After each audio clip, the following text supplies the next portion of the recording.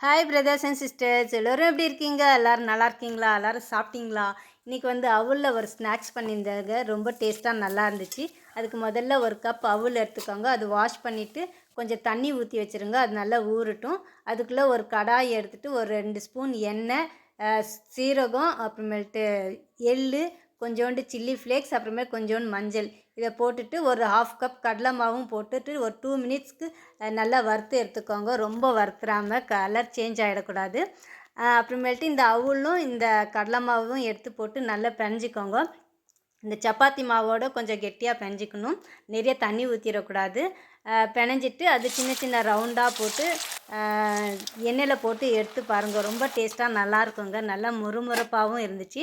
இது ஈவினிங் ஸ்நாக்ஸாக tea coffee கூட வச்சு சாப்பிட்லாம். ரொம்ப டேஸ்ட்டாக நல்லாயிருக்கும். நீங்களும் ஒரு வாட்டி இது மாதிரி ட்ரை பண்ணி பாருங்கள். அப்புறமேல்ட்டு எல்லோருக்கும் இன்றைய நாள் இனிய நாளாக மாறட்டும்.